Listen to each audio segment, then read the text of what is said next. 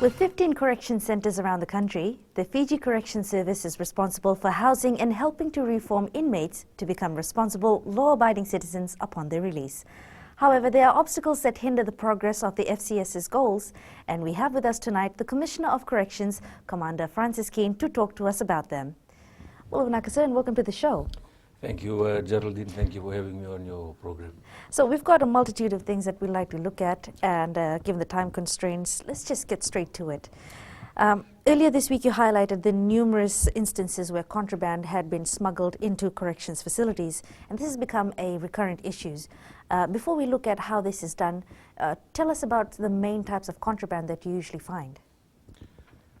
Yes, we invited a group of media personnel to come and visit our correctional centers in light of some publicity that was made recently into the way that we conducted our business in corrections, just to showcase to the media and obviously to the general public the challenging work that the officers, men and women, undertake on a daily basis with corrections.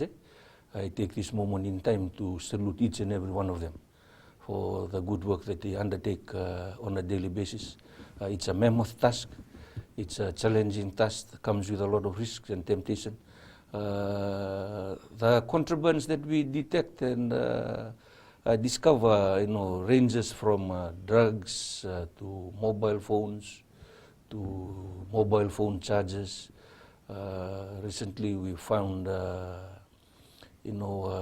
saw blades and other instruments that could do harm to their personal safety and also to the harm of the fellow other prison population. So there's a wide range of contraband that we detect during our operations in corrections. So with that in mind, the first question rather would be, how are these smuggled in? Obviously there's no, you can't say that someone's just sliding it under the door. Yes, those under our care, they come from various backgrounds. They come under our care from the various crimes that they've committed. And the criminal mind is always trying to be one step ahead of the officers, men and women that work for Fiji Correction Service. The main area that they smuggle in this contraband, Geraldine, is through their body cavity, which is a health risk. And despite our education to the prisoners at large under our care on the risks associated with what they're doing, for some of them it falls on deaf ears.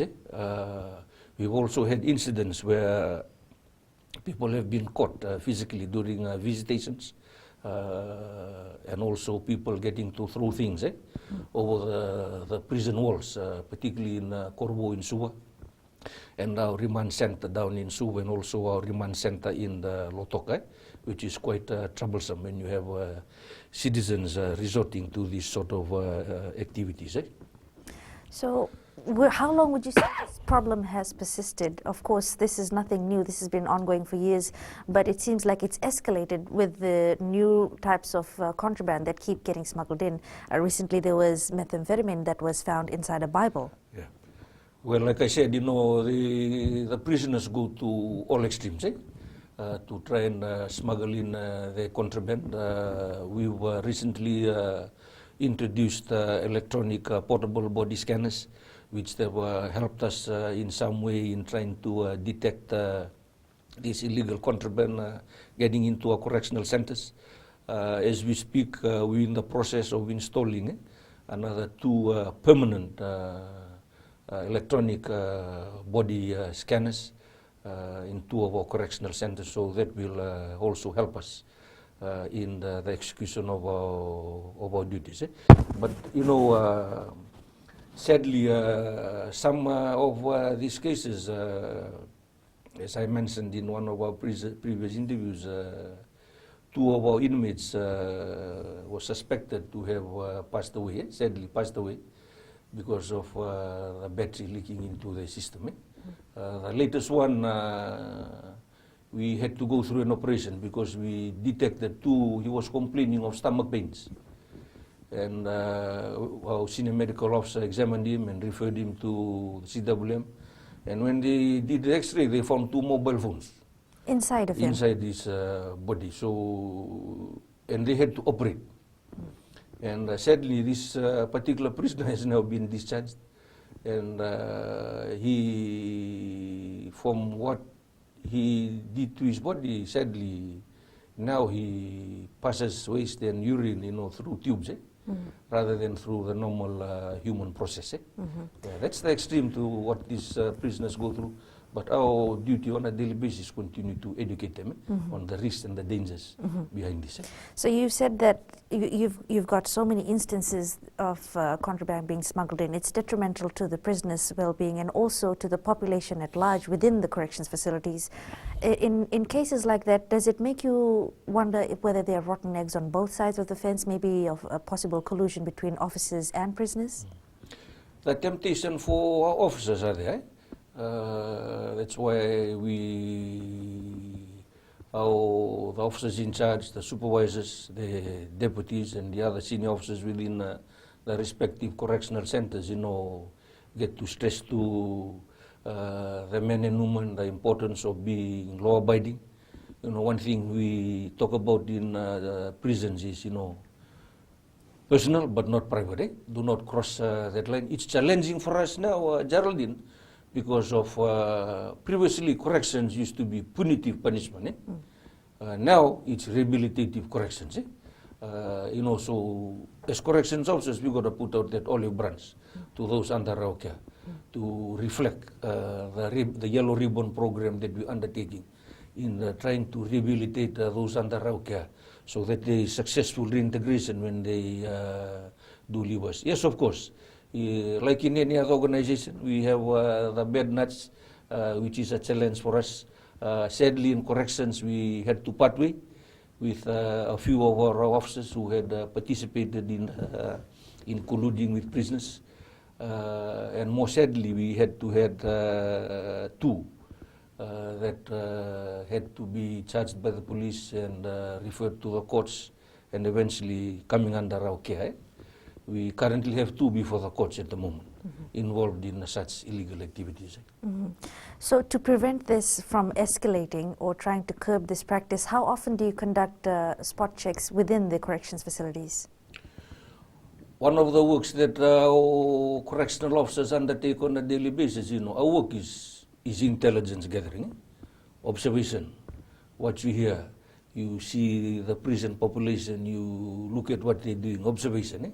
So, and also from all the other feeders that we do get in the respective correctional centers and also from our counterpart from the Fiji Police Force, which we work closely with. Any information that comes to the officer in charge and the supervisors, they actually then do conduct these snap searches. And in 99% of the time that intel report is correct, and we do actually find illegal contraband being held by the respective prisoner that has been identified. Thank you, sir. In the next segment, we'll look at overcrowding in some of these corrections facilities.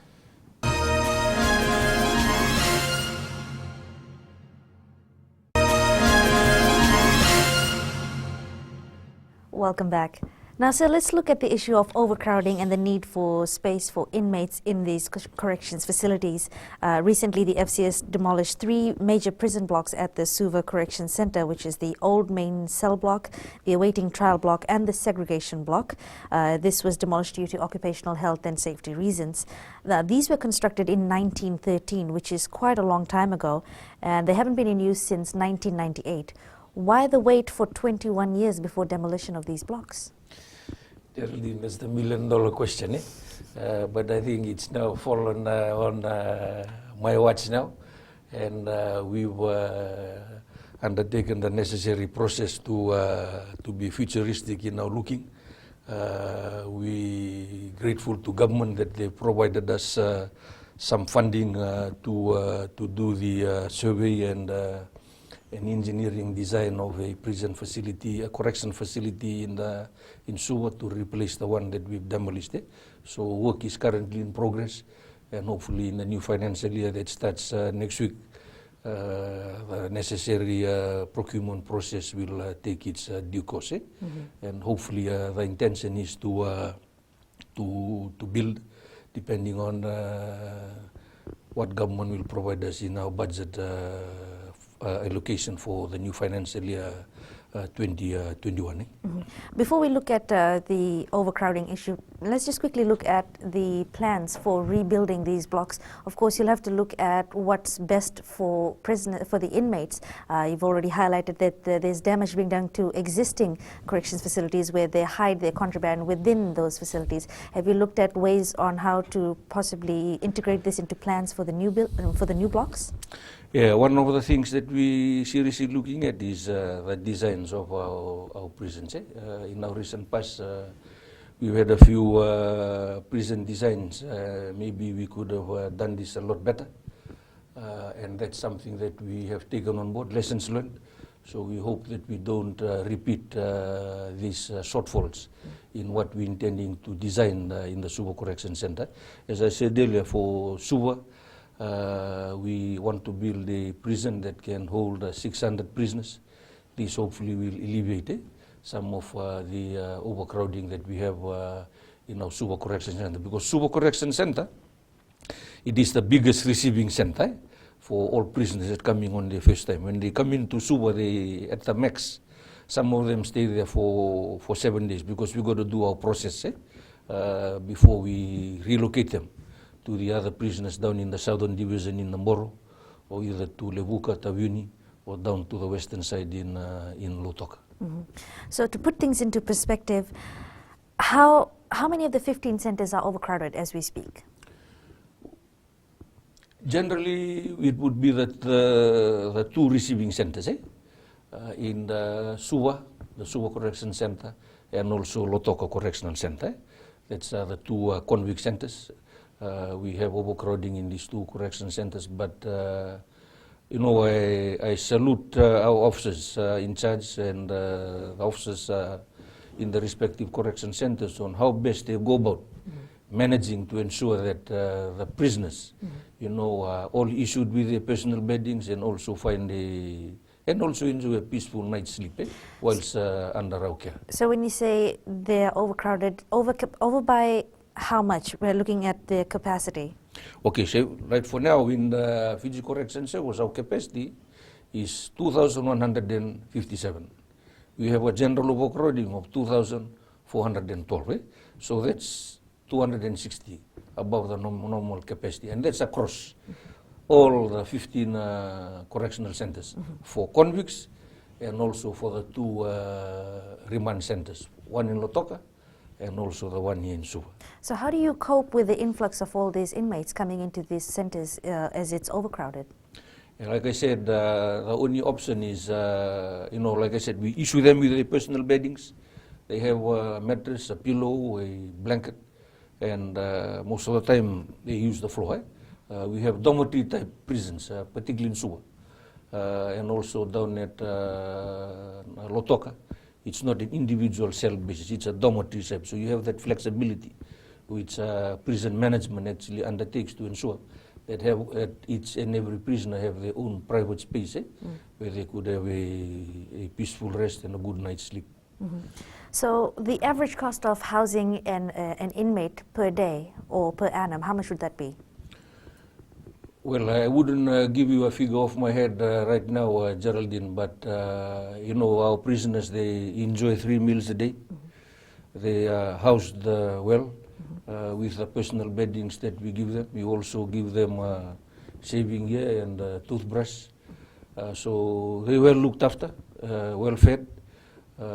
So every now and then you get the odd complaint, and we try and manage it to the best of our abilities. So obviously one question that comes into mind is when you have inmates within the facilities, how long do they usually stay for? What's the average sentence that they serve out? Geraldine, that ranges from life in prison to 1 week in prison, especially for the low end. It's especially for DWRO cases. This type of cases, when they come into Suva and to Lotoka, we try and segregate them from the main population, especially if they're first offenders. One of the biggest threats we face in corrections is contamination. Contamination of first-time offenders, young offenders, even some elderly offenders. We don't want to contaminate them, put them with the general prison population. The seasoned criminals, like you understand, Nasinu is a dedicated correctional center for our first young offenders from the age of 18 to 25. That's where we, as soon as they come into Lotoko and Suwa, by the next day or the same day, we transfer them immediately to Nasinu to avoid this threat of contamination. So, what alternatives does the FCS resort to if you're unable to, say, for example, hypothetically cater for the amount of prisoners that are coming into the centers? Thanks, Geraldine. We, under the Fiji Correction Service Act, we have early release schemes. As we speak this morning, we've had a few that's been released on early release scheme, that's license on release. So they still have time to serve, but some of them go and serve it in the community with their church. Some actually go out and find employment. We call it employment release. If they have someone, they can successfully find a job outside. Some go on job placements, and some go on weekend release or short-term releases. So there are several early release schemes that enable us to try and address some of this overcrowding that we encounter sometimes in our correctional centers. Thank you for that, sir. After the break, we'll look at the rates of recidivism in the country.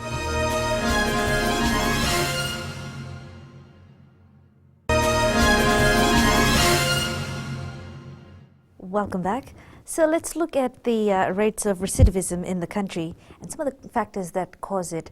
We've noticed that there are people who tend to reoffend, and it's becoming an issue that's very difficult to curb. Let's look at the rates itself. How high or how low is it? Thank you, Geraldine. Last year, July last year, 31st of July last year, our recidivism rate was 1.4%. That's equivalent to 27 prisoners. And that's the lowest in the last 10 years. Unfortunately, this year it has risen a bit. Now, as we speak, as of this morning, it's 1.9%. And that's equivalent to 47 prisoners that have reoffended over the 2-year period. That's the calculation we've done, and have come back under our care. Our major task, one of the major roles that we play in our rehabilitation effort, is one of our core business is through care. We have 3 core business. One is security, the second is safety, and the third one is through care. Previously, it used to be in care. So our rehabilitation efforts ended within the 4 walls of prisons. Once you leave the exit and the entry point for prison, that's it. We say goodbye to you, thank you. Now, through this through care core business, we've taken our rehabilitation efforts to the doorsteps of every prisoner. So the onus is on us correctional officers and to follow up on the visits to those that have left our care and gone back into society for successful reintegration. So that's one of the factors that have contributed to this. Let's look at inmates that willingly go out and commit these crimes again to bring themselves back into, shall we say, familiar environments. Why do you think that happens? So that's the whole reason why we've changed our one of our core business from in care to through care to help the successful reintegration of all prisoners that come under our care. For us at Fiji Correction Service, we basically a rehabilitation-centric organization. If you look at our vision, if you look at our mission, we're in the business of saving lives. We're in the business of restoring lives. We want to get people on track to become law-abiding citizens and also to contribute successfully to our country. The challenge is a mammoth task. That's why it requires the engagement of the community, the engagement of families, the engagement of the Vanua, the engagement of our religious leaders, a whole of nation effort. It's not something that is solely confined to corrections. We at corrections need and require the support from the community at large to ensure that once every prisoner leaves our care, he is successfully reintegrated back into society. In cases where those who have reoffended and have entered the system again, would you be able to speak for them and tell us maybe they feel more comfortable behind the four walls because they're subjected to humiliation and shame and degradation outside of it? You know, Geraldine, one of the biggest battles that every prisoner battles is called stigma. And stigma is real. And that's the challenge. That's why we have the Yellow Ribbon program that happens every October. This year we will be having our Yellow Ribbon March for the first time. We're taking it out of Suva. We'll be having it down in the western side in Lotoka in October this year. That's part of the Yellow Ribbon campaign, to bring awareness to the community that, you know, the keys to the second prison is held by the citizens of this country. For us in prisons, what we refer to ourselves, you know, we at the back end of the judicial system. We sometimes call ourselves the dam for human resources. When you look at any organization, they will tell you what's the most important ingredient in any organization. They will refer to people. You know, so for us, our belief in corrections is every prisoner has an element and has an ability to change. That's why we've invested a lot in psychologists. Previously, we used to only have one. Now we have 7 psychologists. Previously, we never used to have any counselors. Now we've got 7 counselors that are scattered around the country in the respective correctional centers and the divisions to help us in this business of through care and the rehabilitation process and hopefully the successful reintegration back into society. Let's pick up on that note in a bit, but just bring it back to those who have reoffended. What bracket of criminals do you see re-entering the system? Are these blue-collar crimes or white-collar crimes? You know, most of it, those that come under, you know, is petty theft. Petty theft, some hardened criminals, we have robbery with violence, and also the drug issue. The challenge for us in corrections, Geraldine, is to ensure that when someone leaves our care, he goes back to something. If he goes back to zero, you know, the probability of him coming back under our care is very high. That's why we, again in October, last year we launched our first employment expo for prisoners, showcasing the talents of prisoners under our care. You know, I'm very grateful to announce in this program, after the successful launch last year, we've had 8 prisoners under our care now who've actually found employment outside. So we can count it as a success. Even this morning, we had one of our lady prisoners being released because she's found a source of employment with someone who's willing to offer a job outside. This year, we'll be having another employment expo down in the western side in Lotoka, and also to attract businesses that can give these young kids and also give the men and women under our care another shot at life, another opportunity at life, so that they can fall back on something that is financially sustainable for them and for their families. So you've mentioned through care and you've mentioned that there are counsellors that are available. Are these services available also to members that the inmates, members of their family or maybe their close ones that they interact with on a daily basis, to sort of have a holistic approach to them reintegrating into society?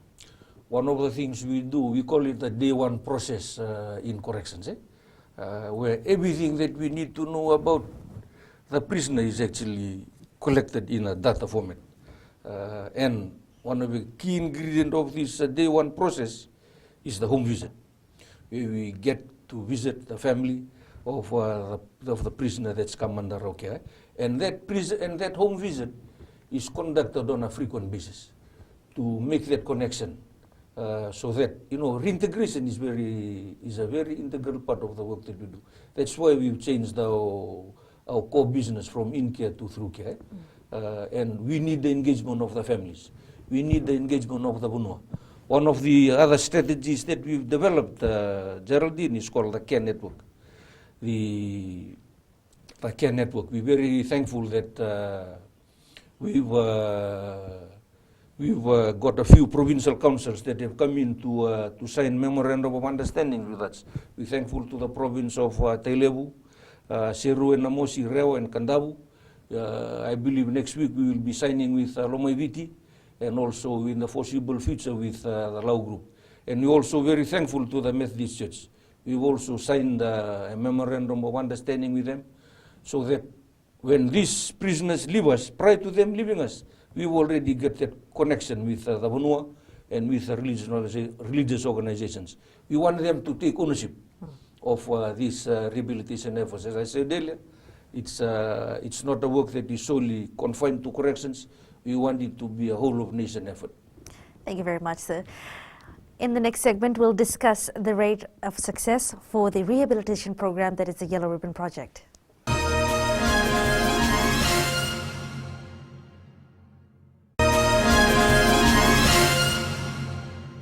Welcome back. So before we look at the rehabilitation process and its success rate, let's just quickly look at the numbers. What's the ratio of the FCS officers to inmates? At the moment, we have 863 correction officers that are currently employed by corrections. And as I said earlier, the number of prisoners we have under our care is 2,412. So under the international standards, when we do our ratio, it's 1 to 4. 1 to 4. One prison officer for prisoners. So is this a sustainable number that we have right now? You know, previously, prior to joining corrections, the numbers used to be different. But we wanted to comply to international best practice, and that's why it's also for the prison officers' safety too, to ensure that he conducts and executes his duties honestly and in the right manner, and don't overstress him with having to look after more than 4 prisoners. What we normally tell our correctional officers, you got to keep the prisoners in line of sight at all times. So let's look at the rehabilitation policy. What's the success rate of this for the past 5 years? Geraldine, for us in corrections, if we can save one life, that's a success story for us. And I can tell you this morning, we've had a lot of success stories. I talked initially about the CARE network, which is the community awareness for the rehabilitation of ex-offenders. That's where we've engaged, we're trying to engage the 14 provinces.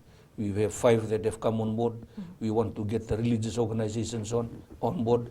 We've now got the Methodist Church on board. This year, we're targeting the province of Mba, the province of Nanronga Nabosa, and also the Seventh-day Adventist Church. Those are the 3 organizations that we've put in our annual corporate plan that we want to target for the new financial year, which starts in August, 1st of August. Another program that we have is called the Solowaki program. This is an old Itoke traditional communal farming. We've also take out the prisoners under our care back to their villages whilst they're still serving with us. We engage the community, we engage the family, we engage the villages, the Wano leaders, the church leaders, and then we go back and do farming on a piece of land that is allocated to this particular prisoner. So by the time he comes out, it's either there's already had 1 or 2 harvests, or there's something sustainable for him to fall back on. As we speak, we have 18 success stories under this Solowaki program. So pardon my ignorance in this matter, sir, but it sounds like that's a wonderful idea. It's working pretty well. What about those who are not affiliated with any religious group, say, for example, those who happen to have a different faith or are agnostic? How do you work with them? So what we've done is the Employment Expo. This is for those who live in our urban areas. That's why we've introduced the Employment Expo. And as I said, we've had 8 successful stories and 1 been released again this morning. So that brings the number up to 9. We're very thankful to the business owners that are out there, giving another opportunity to those under our care to ensure that they fall back to something financially stable for them. to support them and to support their families. Another thing that we're working on, and I'm very grateful to Fiji-san for coming on board with this. It's called the Sow a Seed program, a mentoring program where we get volunteers from the community to come in and mentor some of our offenders. We've had 6 so far, which we had launched 2 weeks ago. We're getting another 6 to come on board. The response from the general public has been overwhelming. Sadly, we had to turn down a few and just to stick to the 6 that we previously identified. Another 6 that will be joining the program again, I believe, in the new week to help us in mentoring, inspiring those under our care. You know, there's more to life rather than coming into prison. So while they're under your care, there's obviously an element of trust that needs to be facilitated and nurtured between inmates and corrections officers. So far, we've know that complaints against FCS officers has declined, but there's still whispers of ill treatment. How much truth is there to this statement? For us in corrections, Geraldine, we have a zero policy on assault. We try to comply as closely as possible to the minimum standards of the treatment of prisoners under our care. In the international arena, it's called the Mandela rules. We try and comply as closely as possible to that. We've had the odd cases. The relevant disciplinary actions has been taken, and sadly, a few of officers had to leave the organization in relation to some of these offences that they have committed against prisoners under our care. So we've talked pretty much exclusively about the mental health and also the progress of inmates that you have within the system, but you also need to factor in your own officers that are there. How do you ensure that they don't get, shall we say, led astray, that their mental health and their well-being is also prioritized? You know, one of the focus areas for us in corrections is training. And I think that's a central ingredient to any organization. We developed a training manual in 2016 to ensure that every correctional officer, from the day he joins corrections up to the rank of assistant superintendent, he goes through the relevant training process. And one of the core ingredients of our training programs down at our academy number is on leadership. We firmly believe in corrections that everything rises and falls on leadership. If there's sound leadership, you know, complaints will be minimized from prisoners. On our care for our officers and men, yes, we're very mindful of that. We have a wonderful chaplain who goes around to the relevant correctional centers and divisions in offering welfare support, social services support to the officers and men in the Fiji Correction Service.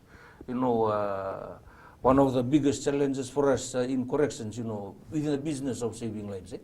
They say if you don't have it, you can't give it. So, you know, last week we had a week-long church service in all our correctional centers, around the correctional centers in Fiji, including families and our officers, men and women, something that organized by our chaplaincy office, and it's been a wonderful success. Just to continue to keep connected and to be spiritually strong in the execution of our duties. Thank you very much, sir. We'll be back with more in the next segment.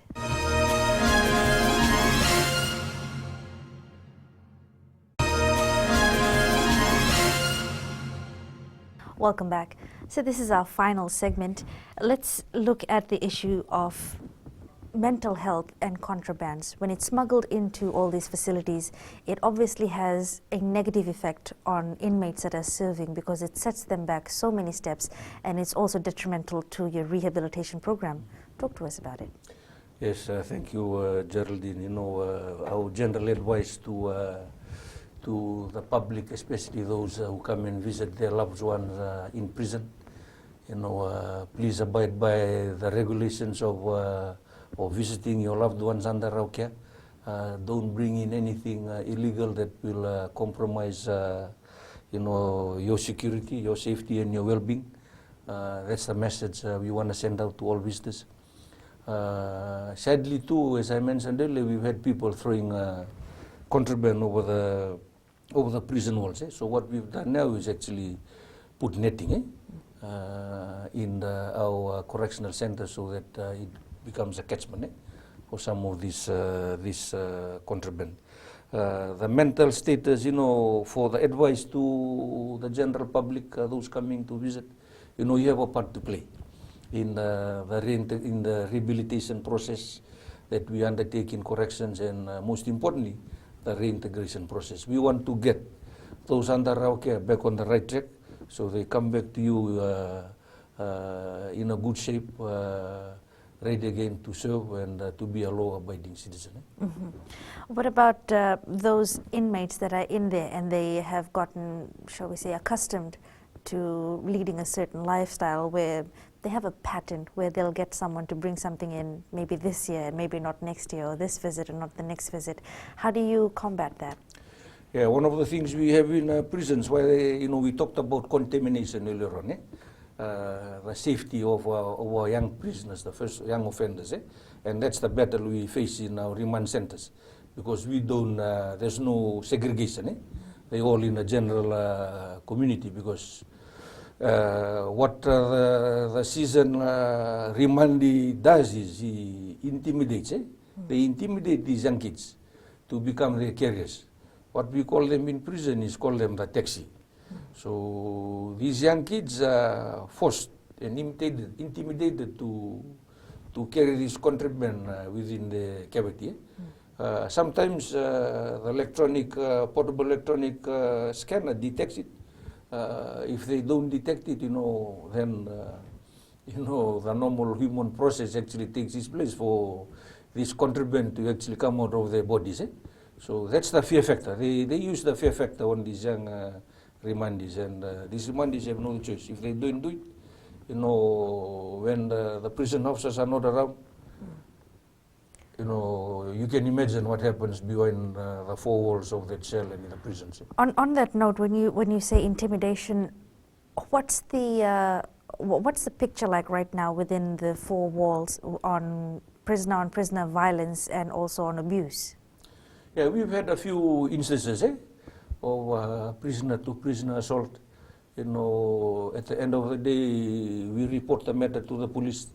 In the majority of cases, the prisoner does not want to report it, and again of the fear factor. But what we do is we segregate. We segregate them, especially the one not the offending person, the other person. We segregate him for his own safety and for their own well-being. And are there cases where those who feel intimidated share their feelings and share their concerns, but there's nothing much you can do about it? How do you combat that? Geraldine, one of the things we have in corrections is we have our barrack commanders. They basically dedicated to every prison dormitory. These barrack commanders are the first point of contact for every prisoner, for every request, for every complaint. That's done on a daily basis. And the barrack commander takes charge of that. If he cannot solve the problem, it's escalated to his superiors. It's either the duty officer or the officer in charge who then makes a decision. In most cases, in the majority of cases, whenever a complaint that comes in of any fear factor, we segregate the prisoner for their own well-being and their own safety. We're getting towards the end of the show, sir. Before we wrap things up, talk to us about this issue that came to light a few days ago about burials. Majority of the public were not aware that after 14 years, graves can be dug up to make space for new burial sites. Thank you, Geraldine. As you know, in the Suva, the two cemeteries in Suva, Lobinilas and the new extension, it's becoming congested with lack of space, and also down in Nasinu, but we're thankful to government. They were given us the necessary funding over the last 2 years to do a lot of civil works in Nasinu as we speak. Hopefully the new areas that we've actually done the civil works will be open for use in January next year, and a lot of work is currently being held in Suva. In Nasinu, we hopefully to have another 25,000 plus plots. In Suva, we're looking at another 15,000 plus plots. But going back to your question On the 14 years, yes. That's provisions under the Burial Act that after 14 years you can reuse a plot as long as the authority is given by the families So that you need own to go that out particular to plot. seek consent from them first? Yes, when they do come to us, and we're very thankful to most of those that want to come and bury their loved ones in the cemeteries that we manage.